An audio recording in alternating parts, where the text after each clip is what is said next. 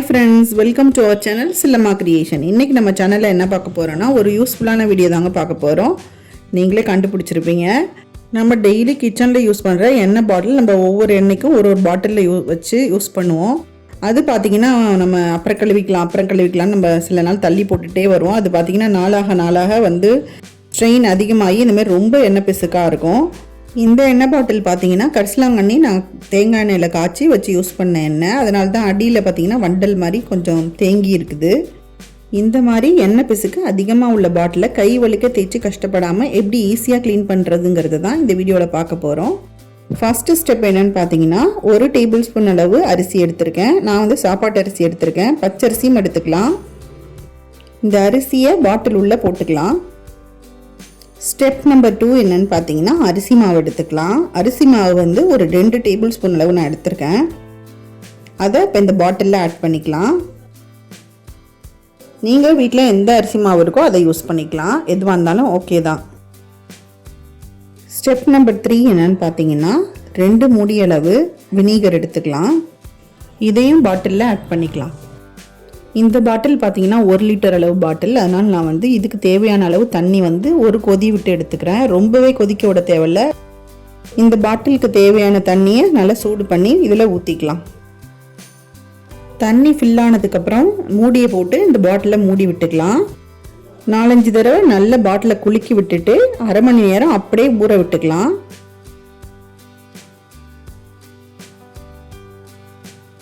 அரை மணி நேரம் ஆயிடுச்சு. இப்போ பார்த்தீங்கன்னா பாட்டிலை நல்லா குலுக்கி விட்டு அந்த சூடும் பார்த்தீங்கன்னா கொஞ்சம் குறைஞ்சிருக்கும். நல்ல தண்ணி விட்டு இப்போ அதை வாஷ் பண்ணிக்கலாம்.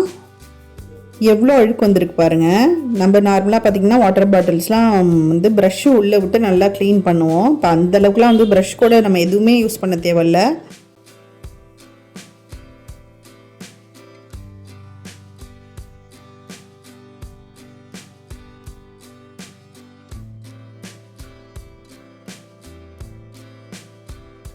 பாட்டில் ஃபுல்லாக நல்லா க்ளீன் ஆகிடுச்சு. இப்போ கடைசி ஸ்டெப் என்னென்னு பார்க்கலாம் வாங்க. அரை எலுமிச்சம்பழம் நான் அதில் பிழிஞ்சு விட்டுக்கிறேன். அடுத்தது இதில் இன்னொரு பொருள் ஆட் பண்ண போகிறோம். என்னென்னு பார்த்தீங்கன்னா நம்ம வீட்டில் யூஸ் பண்ணுற லிக்விட் ஜாமான்லாம் நம்ம விளக்குறதுக்கு விம் பிரில் அந்த மாதிரி ஏதாவது ஒன்று யூஸ் பண்ணுவோம் இல்லையா, அந்த லிக்விடை இதில் கொஞ்சம் ஆட் பண்ணிக்கலாம். நான் இன்றைக்கி யூஸ் பண்ணியிருக்கிறது வீட்டில் இருந்தது க்ளீனான லிக்விட் தான் நான் யூஸ் பண்ணுவேன். அதில் கொஞ்சமாக லிக்விட் சேர்த்துக்கிறேன்.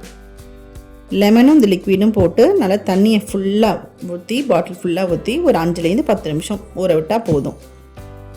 இதுக்கும் பார்த்தீங்கன்னா நான் வெந்நீர் ஒரு கொதி விட்டு எடுத்து அதை ஃபுல்லாக ஊற்றிக்கிறேன். இதை ரொம்ப நாளி அரை மணி நேரம் கிட்ட அந்த மாதிரி ஊற விட தேவையில்லை. ஒரு 5-10 நிமிஷம் விட்டாலே போதும். இந்த பாட்டிலை நல்லா ஒரு குலுக்கி எடுத்து வச்சுக்கலாம்.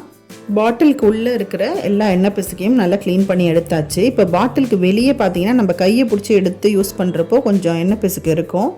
அதுக்கு நம்ம அரிசி மாவு தாங்க. அரிசி மாவு எடுத்து அந்த ஸ்க்ரப்பரில் வச்சு நல்ல ஃபுல்லாக ஸ்க்ரப் பண்ணி விட்டுட்டோன்னா அவ்வளோதாங்க, செம்மையாக க்ளீன் ஆகிடும். எண்ணெய் பிசுக்கு வெளியிலையும் டோட்டலாக இருக்காது. அதை மூடி சுற்றி இருக்கிற இடம் எல்லாத்தையும் இந்த மாதிரி வெறும் அரிசி மாவை வச்சு நல்லா க்ளீன் பண்ணி விட்டுக்கலாம்.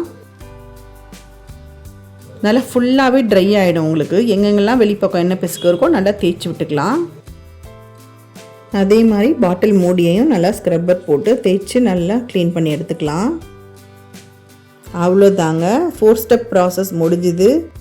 இப்போது ஆயில் பாட்டில் நல்லா செம்மையாக சூப்பராக க்ளீன் ஆகிடுச்சு. எண்ணெய் பிசுக்கு உள்ளேயும் சரி வெளியிலையும் சரி இருக்கவே இருக்காது.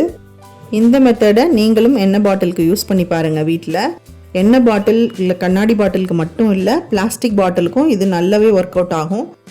கண்டிப்பாக இந்த மெத்தடை வீட்டில் ட்ரை பண்ணி பாருங்கள்.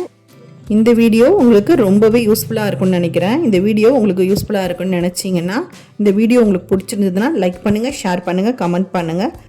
சில்லம்மா கிரியேஷன் சேனலை சப்ஸ்கிரைப் பண்ண மறந்துடாதீங்க. தேங்க்ஸ் ஃபார் வாட்சிங்.